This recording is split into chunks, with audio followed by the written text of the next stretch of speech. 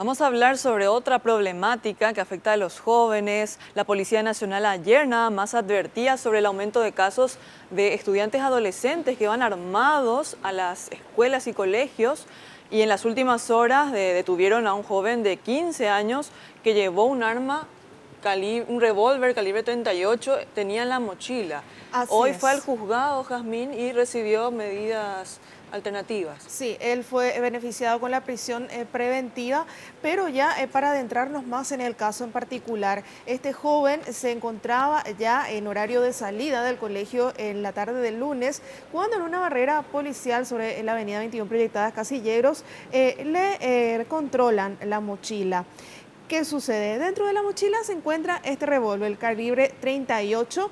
Le asegura que nada más quería asustar a un rival que lo había desafiado al famoso moquete, hablando mal y pronto, una vez que ya se daba el horario de salida del colegio. Asegura que no llevó el arma a la institución educativa, sino que a la salida un compañero le dice: mi papá tiene un arma, vamos a traer para asustarle. Por lo menos es lo que manifiesta el joven.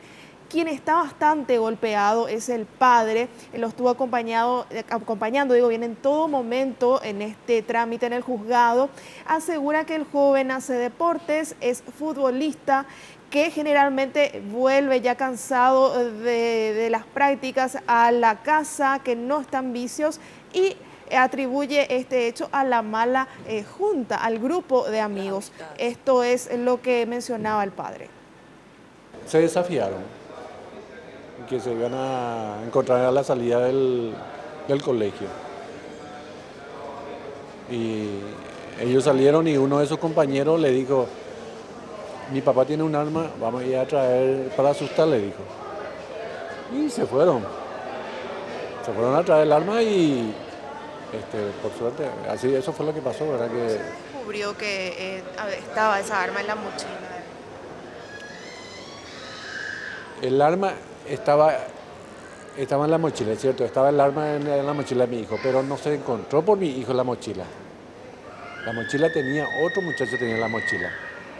Pues lastimosamente en la comisaría eso no se informó, ¿verdad? O sea que no llevaron en cuenta, porque el papá del chico, quien tenía la mochila de mi hijo, con el arma ahí adentro, ¿verdad?, reconoció que su hijo tenía el arma. Mi hijo no sale, no sabe lo que es la farra, es deportista, juega sábado, juega domingo fútbol, juega en un club. No es de primera, ¿cierto? Pero juega en un club de la liga, afiliado a la liga, ¿verdad? Deportistas, estudiados. Sí, practica y juega fútbol, así que no farrea, no tiene vicio. Entonces, sería esa la palabra, ¿verdad? Que la yunta, todas esas cosas que le hizo llegar a esto. ¿Sorprendió entonces a usted? Claro que me sorprende, porque yo no esperaba esto en mi hijo. Y aquí preocupa, Jazmín, además del acceso fácil que tiene el joven a las armas, también, digamos, lo que representa esto. Es un peligro la forma de limar asperezas que tienen hoy los adolescentes también. Claro que sí, y ellos señalan que, por ejemplo, el padre, el dueño del arma, desconocía que su hijo podía tener acceso a la misma. Es una llamada de atención también a los padres de familia que tienen armas de cualquier tipo, armas de fuego especialmente, que las tengan bien resguardadas bajo llave, lejos de sus hijos, porque pueden darse este tipo de situaciones. Decían ellos: no teníamos la intención de utilizar el arma, pero ¿qué sucede si ella con el calor, el fervor, digamos, del momento del desafío, se ven en obligación de sacarla para asustar, entre comillas, y que, bueno, la terminen utilizando, o que en su defecto esta arma termine perjudicándolo a ellos, Y los ¿verdad? padres que muchas veces no sabemos cómo reaccionar ante estos casos, qué hacer. Por supuesto. Tanto inmediata o mediatamente, ¿verdad? Este padre se notaba, se lo veía absolutamente sorprendido con lo que, bueno, finalmente su hijo hizo, ¿no? Que tenía acceso a un arma de fuego.